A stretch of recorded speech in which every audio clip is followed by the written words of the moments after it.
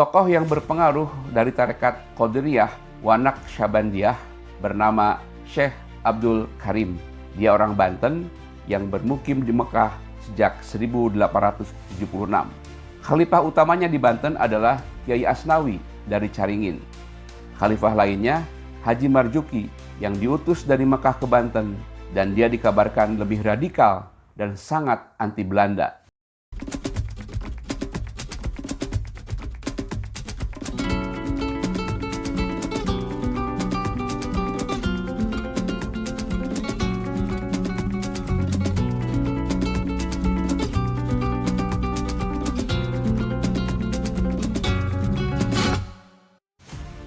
Assalamualaikum warahmatullahi wabarakatuh. Berjumpa kembali teman-teman di kanal Jurnal Abah. Semoga semuanya dalam keadaan sehat, walafiat, dan penuh berkah. Jika Anda pernah menonton film Lion of the Desert yang dibintangi oleh aktor Anthony Quinn, pasti akan terpesona dengan perjuangan gigih tokoh sentral bernama Sidi Omar Al-Mukhtar.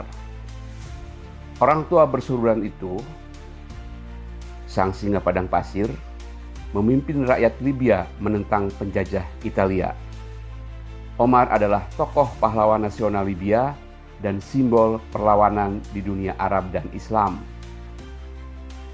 Mulai tahun 1911, ia mengorganisir dan memimpin gerakan perlawanan Libya melawan kolonial Italia. Secara eksternal, dia juga terlibat berperang melawan penjajahan Prancis di Chad dan pendudukan Inggris di Mesir. Setelah banyak upaya, angkatan bersenjata Italia akhirnya menangkap Omar Al-Mukhtar di dekat Slonta ketika dia terluka dalam pertempuran. Karena Sidi Omar tidak juga mau menyerah, maka penjajah Italia menggantungnya pada tahun 1931. Namun mungkin hanya sedikit orang yang mengetahui bahwa Sidi Omar adalah seorang pengamal tarekat Sanusiyah. Tarekat ini dinisbahkan kepada Sidi Muhammad bin Ali As-Sanusi. Perkembangannya begitu pesat, terutama di Libya dan Lebanon. Tarekat Sanusiyah merupakan salah satu dari 44 aliran tarekat di dunia Islam yang masyhur. Sidi Omar adalah seorang pemimpin tarekat tersebut sekaligus juga guru mengaji bagi anak-anak dan remaja. Di Afrika pada abad ke-19 memang muncul gerakan kaum sufi yang cukup beragam dalam melawan kolonialisme. Selain di Libya, sebut saja ada sosok Abdul Qadir di Aljazair dari tarekat Qadiriyah, kemudian Mahmud Ahmad dari tarekat Samani di Sudan Timur, Mahdi di Nilotik, Sudan, Shalih Idris di Somalia, dan Ahmad Al-Hiba di Maroko. Belum lagi kita lihat ada juga gerakan yang sama, kelompok tarekat Naqsyabandiyah mengguncang Tiongkok, Turkistan, Yunan, Afghanistan, dan India. Aji Thohir dalam bukunya berjudul Gerakan Politik Kaum Tarekat menyebutkan hampir bisa dikatakan bahwa imperialisme Eropa pada abad ke-19 selalu berhadapan dengan lembaga-lembaga Islam yang satu ini.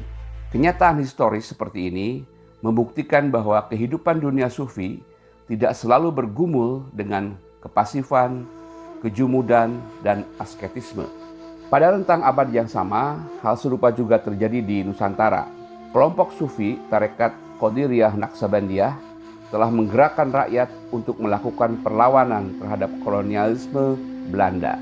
Tarekat telah menjadi semacam wadah organisasi, ideologi perjuangan, serta menampilkan pemimpin-pemimpin karismatik yang membela rakyat. Dia membangun dan membangkitkan kembali solidaritas rakyat di tanah jajahan dalam ketersingkirannya dengan menyulut emosi perlawanan yang dikemas lewat suara agama. Penasehat kehormatan untuk urusan Bumi Putra, KF Holle, yang bertempat tinggal di Garut, pada tanggal 5 September 1886, mengirim laporan sangat rahasia kepada Gubernur Jenderal di Batavia tentang kebangkitan tarekat Naqsyabandiyah yang membahayakan. Peneliti asal Belanda, Martin van Bruinissen, mengungkapkan laporan Holle itu melalui bukunya Tarekat Naqsyabandiyah di Indonesia. Holle menuturkan, tarekat yang sudah ada di Priangan sejak 30 tahun silam itu, akhir-akhir ini telah berkembang dengan pesat, khususnya di Cianjur. Seluruh bangsawan dilaporkan telah bergabung ke dalam organisasi tarekat.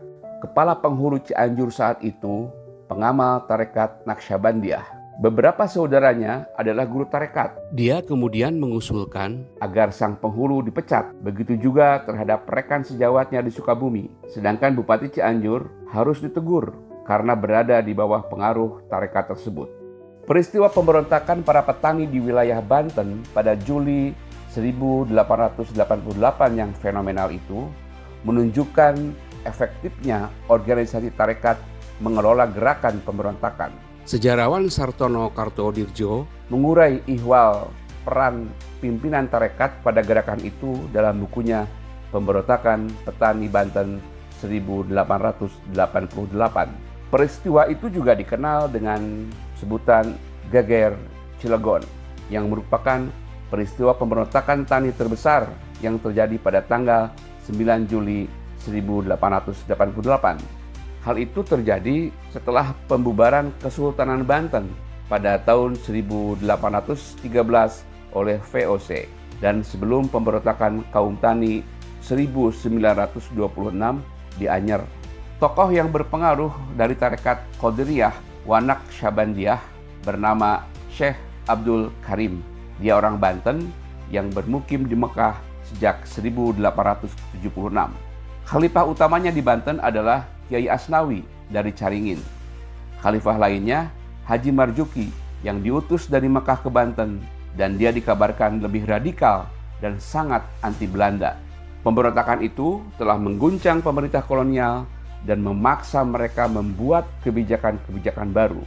Perlu diketahui bahwa Abdul Karim adalah murid penting dari Syekh Ahmad Khatib Al-Sambasi, yaitu tokoh penyebar tarekat Qadiriyah wa Naqsyabandiyah di Indonesia. Beliau meninggal di Mekah pada tahun 1878. Syekh Ahmad Khatib Al-Sambasi banyak mengangkat khalifah pada tarekat tersebut. Namun setelah beliau wafat, dari sekian banyak khalifah, hanya seorang yang diakui sebagai pemimpin utamanya, yaitu Syekh Abdul Karim dari Banten. Dua khalifah lainnya adalah, dan pengaruhnya juga cukup besar, yaitu Syekh Tolha dari Cirebon dan Kiai Ahmad Hasbullah dari Madura. Pada tahun 1891 terjadi pula pemberontakan hebat dari kaum muslimin suku Sasak di Lombok. Mereka melawan orang-orang Bali yang menguasai sebagian besar pulau itu. Belanda mengirimkan pasukan militernya dan mengakhiri pemberontakan tersebut pada tahun 1804. Pemimpin pemberontakan adalah Guru Bangkol, seorang bangsawan setempat yang juga guru tarekat Naqsyabandiyah.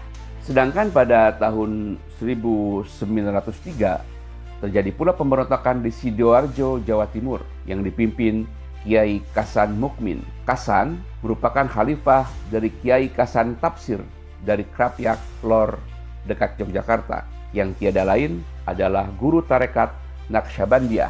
Kiai inilah yang mendorong Kasan Mukmin memberontak. Demikianlah sekilas catatan tentang andil kaum tarekat dalam membela hak-hak rakyat dan menentang kolonialisme. Semoga bermanfaat. Hatur nuhun.